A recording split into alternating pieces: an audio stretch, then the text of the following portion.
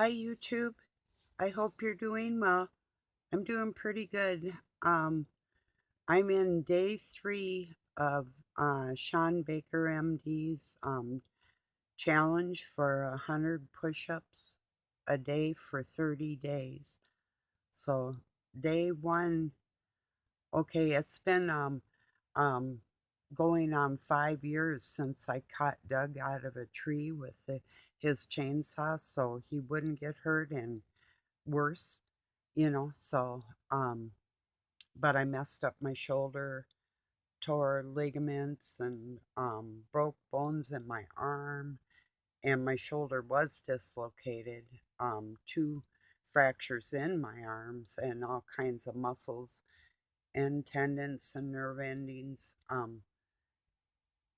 compounded injuries in one major part of my body recovering from, and that was after like broken toes and a stroke before that, and operation on my sinuses and allergies. So like as far as trying to stay physically fit through all this shit has been quite the challenge.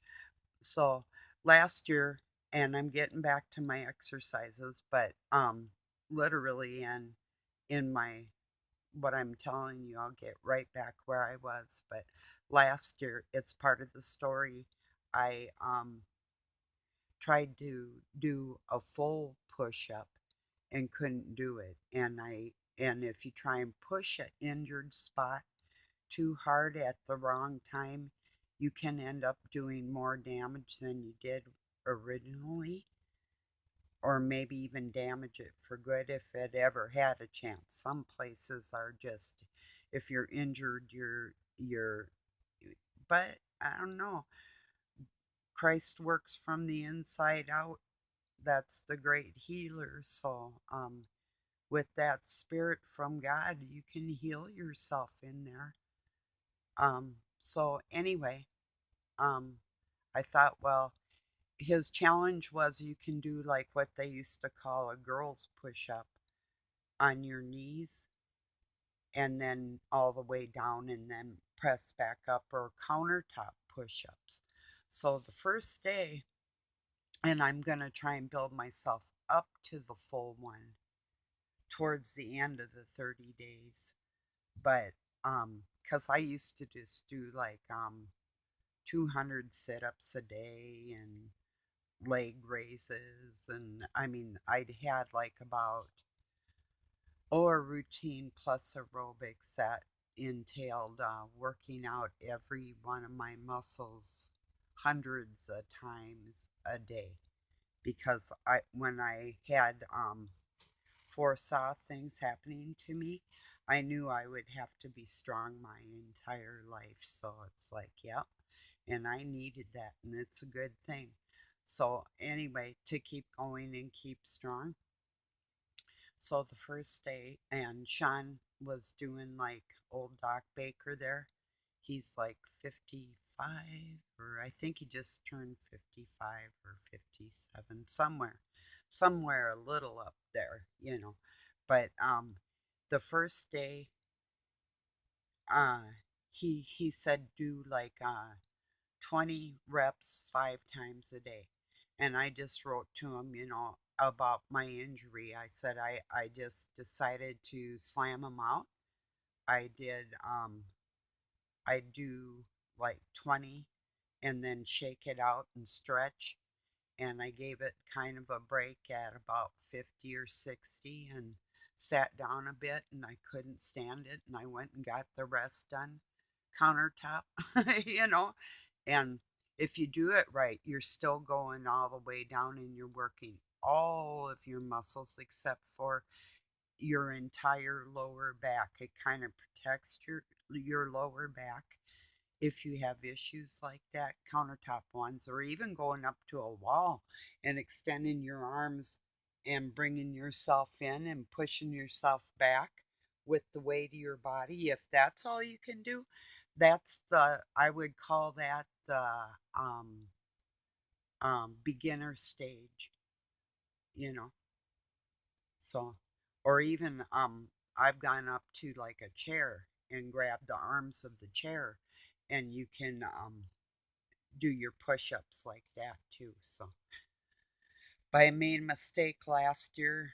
Um, you can go and oh, and then I've been doing like deep squats along with those for stretches and different stretches. Like if you go up and bring yourself over and then extend like that and stretch your whole and you know that way. And that's my broken one there. But anyway, and then stretch it out, shake yourself out in between. If you can't do the whole 100, don't. Just do the next time you can. If you can't do it the next day, because I was hurting like a son of a bitch. Do it 3 days later. Every little bit helps, li- literally, seriously. So, and I did other exercises today, like leg extensions and um, leg lifts, you know. And I'll do like a Pilates type stuff before Pilates was invented. So, where I'll go into sort of like a V and put my legs up. And my kids do this too, and they'll twist their feet and ankles, and then you go the other way. And then you do it, and you can like that with your arms too, but you can do it with your legs, and then, whatever. Use your muscles, So, yeah. I kind of incorporated dance with yoga and martial arts, and you learn a lot of different ways to use your muscles in life. So, and I'll be showing you that one-legged core exercise, but this one, even if it's only a couple of push-ups that you could do, go up to your counter and go up to the wall, and bring yourself in, push yourself back out. Or you can go up to a wall and this is good for your back. Slide down if you can't do a deep squat. Um, slide down just a little ways down the wall. If you can't go to a full sit position, just go part way down on the small of your back and rest there. Keep all your weight and be aware of your core, be aware of your stomach, trying to train your muscles in. And that really helps for a core thing. So, and always touch your toes and stretch up to the sky. Those are two things, well, this is what's going on in my days right now. So that's the way I am. So if my and I haven't always been able to exercise, but I've been pretty active most of my life. Even when I'm broken, I have a hard time sitting still because if I do, I'm gonna decay quicker and I'm not going to be to the best of my abilities while I'm doing that. So it's like, yeah, no. So this is almost the color of the blue with the ring around my eyes. I don't know if you'll be able to see it, but yep. And then my son, Luke, my oldest, has really light blue eyes with this dark ring around that. So yeah. So anyway, but I just thought I'd make a quick video, and I've decided not to really even talk about anything that's going on in the world. I'm ignoring it. I'm ignoring it all. I'm ignoring people that make me feel worse than they do better. Um, that's including videos or movies or people or whatever it is. I'm just spending more me time, more quality time, spending time with people and listening to people that are on that same wavelength. Like if something does make you sadder than it makes you happy. Well, really, with normal people, you shouldn't have really any unhappy days. It's not a natural thing, you know? So it's just not, you know? And people can blame it on stress, they can blame it on injuries, they can blame it, use any excuse you want to be cruel and inhuman, unhuman. I don't care. They're all just excuses to me. So that's the way that is. So I'm not saying we all don't have our days or nothing like that, but when, see, it's the difference between using the conscience that God gave us or not using it. And if you have been a horrible person and you want to express the conscience that you have within yourself to people that you call your brothers and sisters and fellow human beings, unless you really want to do that for them, you really have no business eating or even breathing. So, and that's more than an opinion. So, I have a feeling if our Father, God the Father, the Spirit in heaven, could tell us anything, He would say, "That's my energy you're eating. Do you deserve it?" Do we ever? Do we ever have the right to take somebody's energy for granted? Nah, not ever. There's no excuse ever. It is a give and take type of thing, though. That's very true. So I'll light a cigarette and talk a little more. Oh no, keep you posted on my push-ups. Like I said, they're not full ones right now, and so if I fail or fall or I like today, I was so sore I did not want to do them, but I pushed myself. So I did it in 4 different sets of 25s. So relatively about um, 10 minutes apart for the first two, and it took me about an hour and a half to get the rest, 25 more done. And then I brushed my teeth and washed up and did 25 more. So, and then I could get wood in and do some weightlifting and movement. And then I did some leg exercises like I was telling you. And so, yeah, I'm just trying to get it together and keep strong because, quite frankly, um, we don't know where this world is going. And if I have to, like, pump water, or we do have generators, like 3 of them, some pretty big ones, but that doesn't mean that that's always going to be an option either. So to be able to pump water with my hand pump, I have a cistern pump or pack water, even from the creek if I had to. That would be horrible. Yeah, it would. Rather have something filtered through the sand and my sand point, the gravel, the cleaning system that it builds up naturally when you tap into an artesian well, you know. And so anyway, it's I'm trying to say, yeah, I'd rather drink something that's been kind of pre-filtered. We have a lot of iron in our water, but that's natural in Minnesota because we have a lot of iron in our ground too. And there's lots of gold in there and silver, all kinds of precious metals, but a lot of them are smaller. Except it could be like some creek bottoms, like if you or by dams or different things.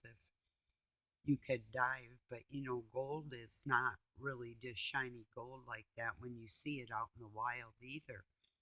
So, but if you have a gigantic magnet and you put it down into our sand, you'll have particles of different heavy metals that will come out on that. So, and it makes me wonder with EMPs coming really badass off the sun, um, with the barium, strontium, and aluminum that they say is in some of this, even biological creatures or whatever. Then I got something else to tell you. Yeah. But anyway, it makes me wonder how that EMP is going to react to the metal that they put up in the sky, you know, and parachuting 3-inch spiders on the east coast of the United States. I'll get right back to you on that one in just a second. Yikes. Okay, I guess they're venomous, but their fangs are too tiny to break through the skin of a human, is what they said. Well, I'm thinking like old people and little people. Nah, I don't know about that. And kitties, there's all kinds of creatures, and a 3-inch, and they say kind of just like they won't really bug you, that they're timid or whatever. And they're yellow, or they're like black with yellow stripes. So they're going to be like, okay, just say my palm is about 3 inches around. Okay, so you got something about like that hanging around, and they can parachute with their webs, and how they get in here and have gotten in there. They've been spotted, like, and the worst part is they can survive colder weather. They found some like in Georgia. So if they came in a port, say like in Florida, and went up over into Georgia, and they're going up the East Coast, and they can parachute, and I have no clue. Like, I guess we'll have to ask Jonathan Kleck. Hey Johnny, what's the longest parachute jump? you know, how about free diving, hang gliding? I had a ex brother in law that got all busted up on a mountain doing that. But anyway, I got cousins that fly planes and jump out of them. So, not my thing really. But anyway, so I guess these things, and being God, what's the name of that island that had all them weird creatures wash up on shore? Was that Massachusetts, Plum Island, that they released the Lyme disease um, in wood ticks, and they are the ones that put it in the wood tick, and they told us that it's on record that they put this disease in these bugs. I'm really not sure why, but people have been talking about the experimental, like Zika virus, or what do you call it? Bika. Wait, you know what I mean. You'll know. Um, and oh shoot, the other one. Anyway, it'll come to me. The different diseases that mosquitoes do carry, but there was another one. I think it starts with an F now. I don't know. I had some distractions, so, but no big deal. Um, I'll get back there. Zika virus, and let's see. Oh, the other one, horses can get it too, and people. Starts with an F, I think. I have to think on it. You probably know that one too, what I'm trying to say. But anyway, releasing bugs with germs in it for whatever reason they say they're doing is ridiculous. We have these things that bite, and I know I'm allergic to them, and they're little um, beetles that come from Asia. And they look like a ladybug, but they're not a ladybug. They're a little more orange. They can get kind of red too, but they stink and they make nests inside our walls and underneath things outside, and they survive the winter, and we cannot get rid of these things. They brought them in here, they said, to eat some kind of aphid that was eating like, I don't know what kind of plant life, or if it was for the Dutch elm disease or what it was, some other kind of bug. They brought this bug in to attack, and they do that, experimenting with people and our planet all the time. Even, I mean, they haven't been asking the people in the world what we want with our lives and our world. And somehow, I mean, yeah, prayers go so far, but I'm asking God today, where do we go with all this garbage they're doing to us? It doesn't seem natural, like we're supposed to just sit around and not say anything about it. Now, what do we do about it? How do we organize to get these monsters out of control over us? Where do we go with that? They're criminals. They're literally killing and maiming and starting wars that we don't approve of, but that's okay in their minds. Let's give them some money and help them do that, huh? Does that sound very logical? I don't know, just wondering how you're thinking. If you're thinking like that, or know anybody that thinks like that.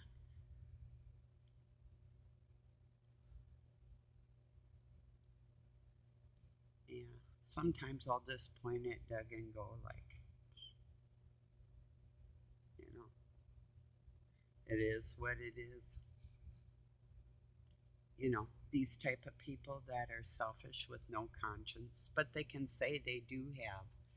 But if nothing has ever been better, they just get better at acting good. You know, they pick up different things that you do yourself, and they'll take that a little bit and do a little bit of that to sort of appease you. But if it isn't run like a business deal, it'll be infracted on. So you got to really set stern boundaries with people that are like that. Literally.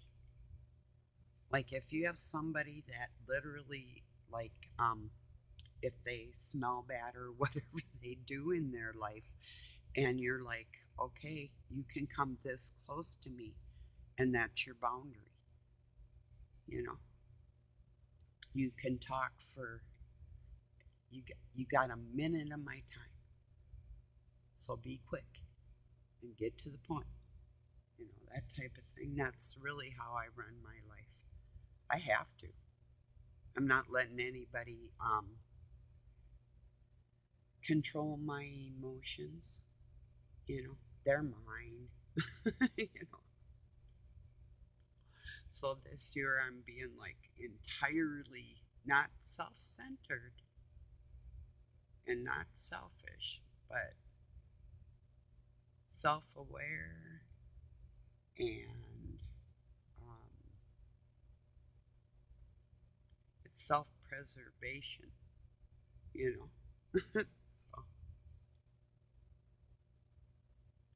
and that goes for everybody. If we take care of ourselves like that, and if we can keep a higher vibe than the low vibe that's trying to drag us under, laugh in the face of it all, you know, use your logic, use your instincts, use your sword. I mean, and nobody's perfect. Sometimes people just need to be told to shut the fuck up or to fuck off.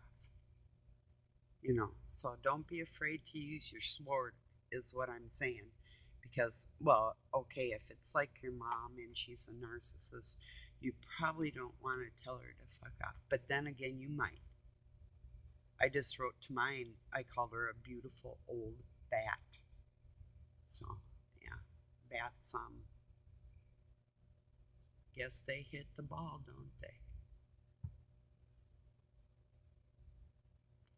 If you get a good one, it'll never crack, though. If you get a metal one, might have a few dents, but it'll still work.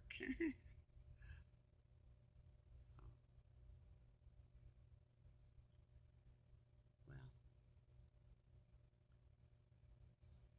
yeah, I don't know about them spiders, but I guess too, and they've been coming in on like in the shipping, and now that we're going to be getting more goods from, well, they'll say, okay, say like if they say we don't trade with China, but Malaysia, sub China, or even if they take over Taiwan, then what? Like they don't already have control over everything, you know. So they all do. They sit at one table and they discuss these things. They make their plans what's going to happen if something doesn't happen or what will happen if it does. And either way, they're all very aware of it. And if we just kind of like say, okay, you're doing that, but we're doing this type of thing, you know, it's like, come join us. It's like I told people with them push ups, come join us. Let's, even if you just do a little bit, even if you just touch your toes one day, and then the week later it occurs to you, maybe I should touch my toes.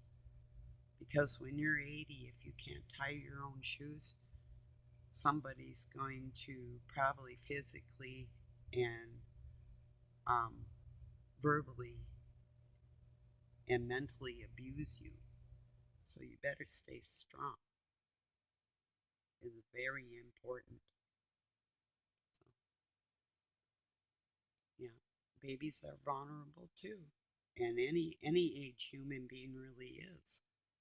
But I'm telling you, walking with God's gonna make you a whole lot stronger.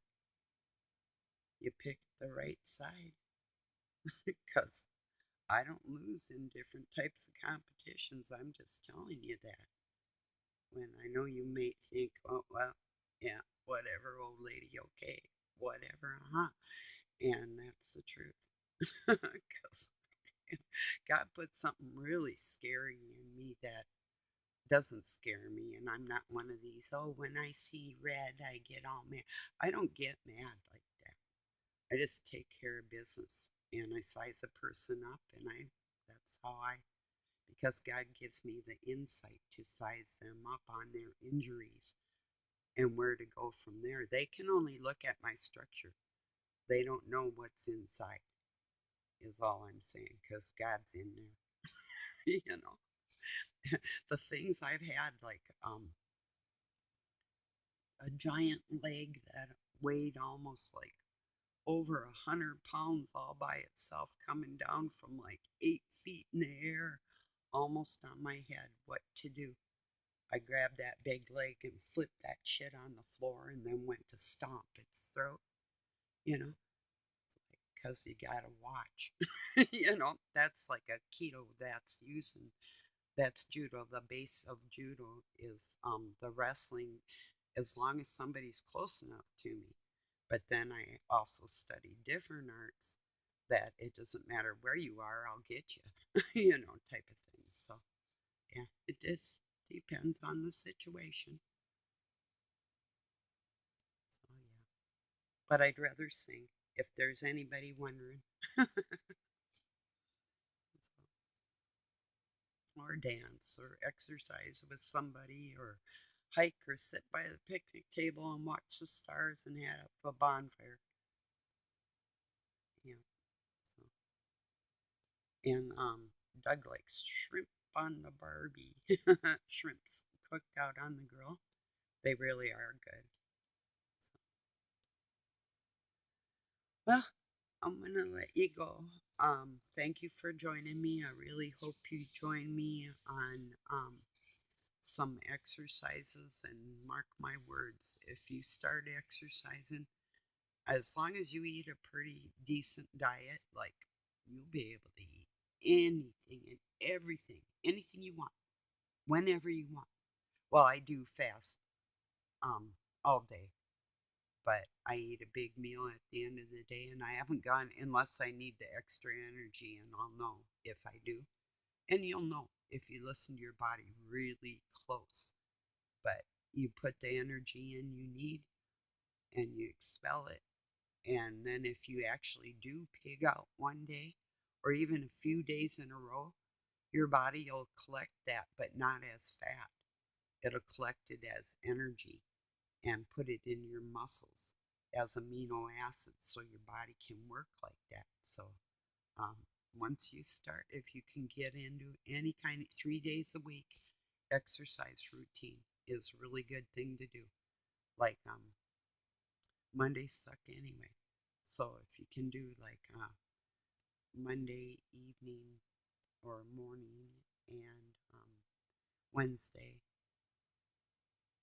I do Friday, and then I take Saturday and Sunday off with that. When I was a working mom, young mom, I tried to do them every day, but if I did them every other day, I was satisfied. If I had like like something come up at work, or like a class or something when I was working in a hospital and then going to school, uh, then it would take me till maybe Saturday to get my next routine in, but I do it then. So just remaining strong. I mean, when and I really didn't know anybody when I was younger that would do like a couple hundred sit-ups and different things like I did on every part of my body, like 50 to 100 different spots of repetition, and like a mile on the bike, getting it up to speeds that were ungodly scary for most people, and just pushing myself. So, and I'm trying to get where I can do things and it won't hurt. That's the main thing. So, all right, everybody. I love you very much. Thank you for joining me. I usually don't ask, but thank you for the new people here, number one. And would you give me a thumbs up and subscribe if you haven't? I would very much appreciate it. So until next time, have a really good night or day wherever you're at. God bless you. Peace.